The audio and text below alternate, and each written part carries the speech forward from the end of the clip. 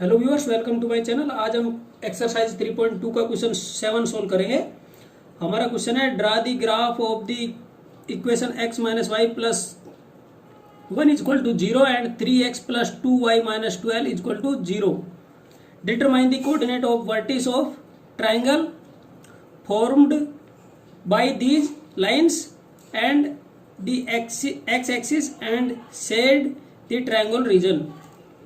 अर्थात जो इक्वेशन ये दी गई हैं इनके द्वारा एक ग्राफ पेपर पर अंकित कीजिए, अर्थात इन दोनों का ग्राफीय दोनों इक्वेशंस का ग्राफीय निरूपण कीजिए और इन ग्राफीय निरूपण के द्वारा जो लाइन प्रदर्शित होगी उसके द्वारा एक त्रिभुज का निर्माण होगा।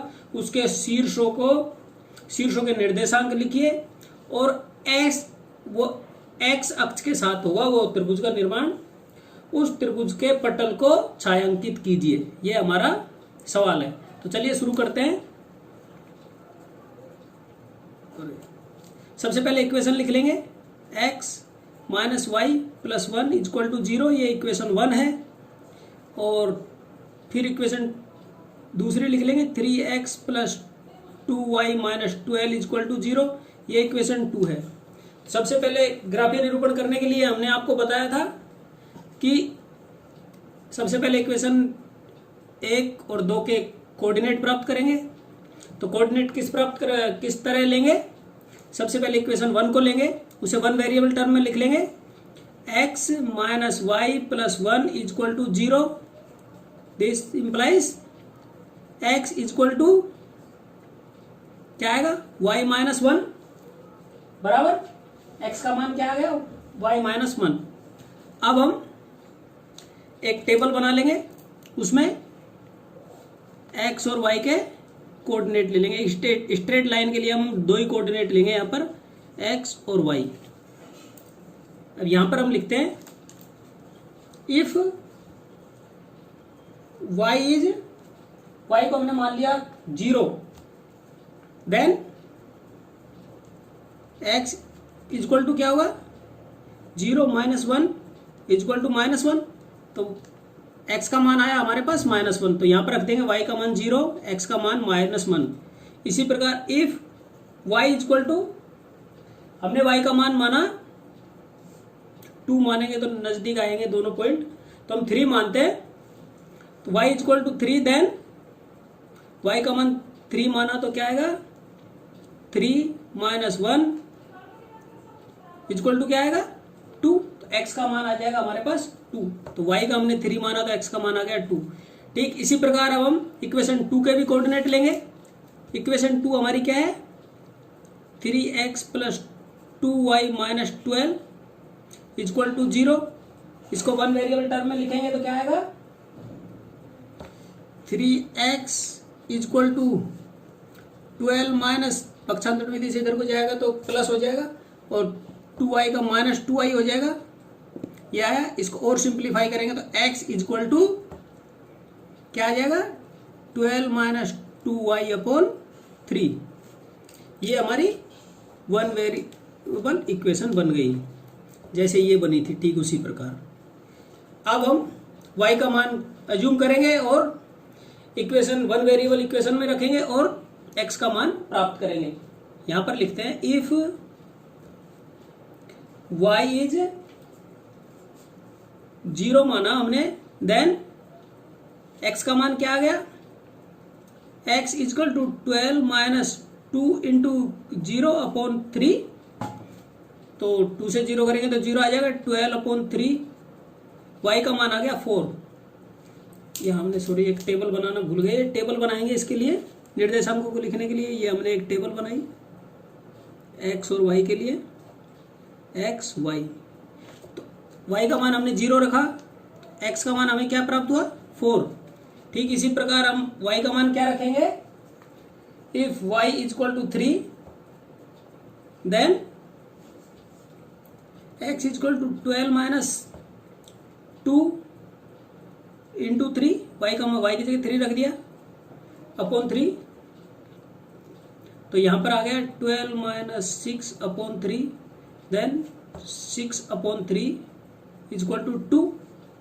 y का मान हमें क्या प्राप्त हुआ, वो x का मान हमें क्या प्राप्त हुआ 2, y का मान 3 मानने पर हमें x का मान 2 प्राप्त हुआ। इस प्रकार हमने x और y के कोऑर्डिनेट प्राप्त कर लिए। अब इसका ग्राफीय निरूपण करने के लिए हमें क्या करना होगा, एक ग्राफ पेपर लेना होगा। ये एक हम ग्राफ पेपर लेते हैं, ये हमने एक ग्राफ पेपर ले लिया।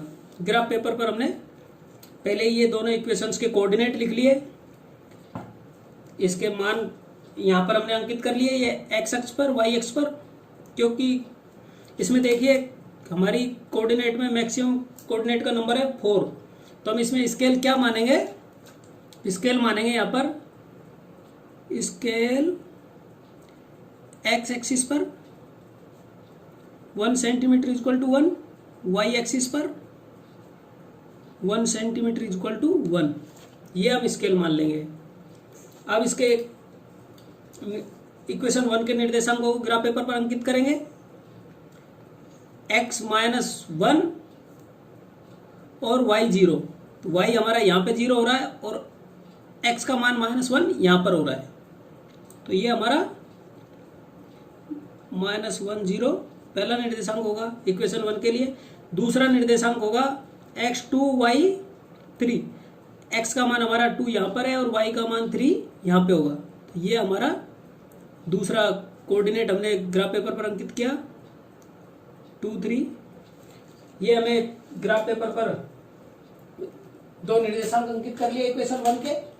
अब इन्हें हम एक स्केल की सहायता से ज्वाइन करेंगे।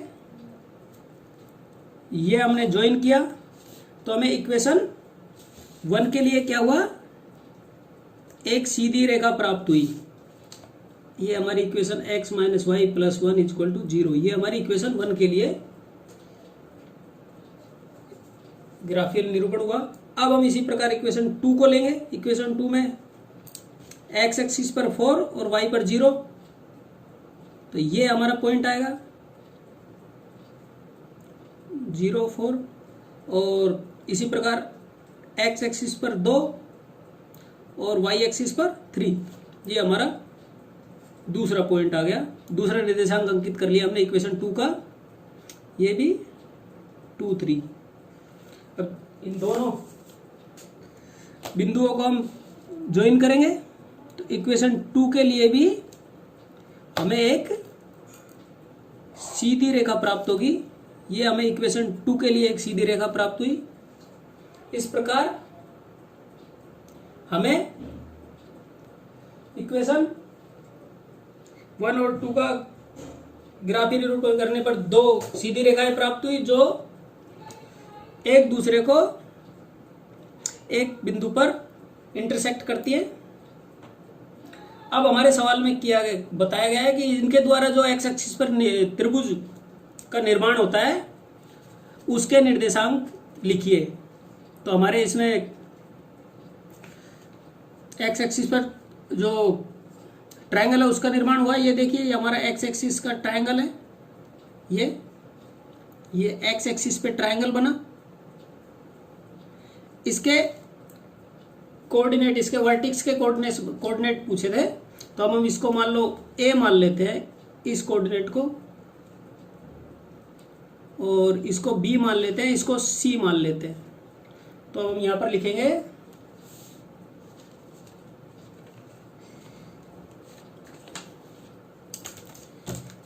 इस ग्राफ पेपर पर ही लिख देते हैं,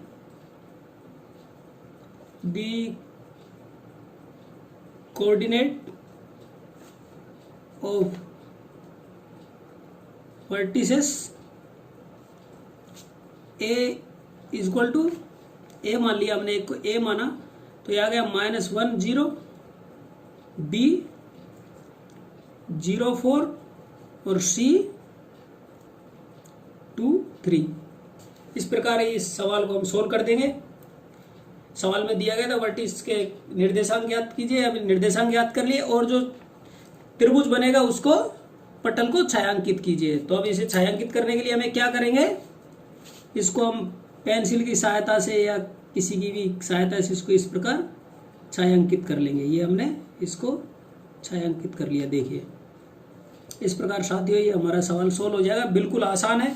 ये इसी चैप्टर के जो 2 3 क्वेश्चन दिया है उससे भी आधे टाइम वाला सवाल है, उसमें तो हमें कंसिस्टेंट, पैरेलल, कोइंसाइड ये ज्ञात करना पड़ रहा था, इसमें तो सीधा बस ये निकाला और ग्राफीय निरूपण कर दिया।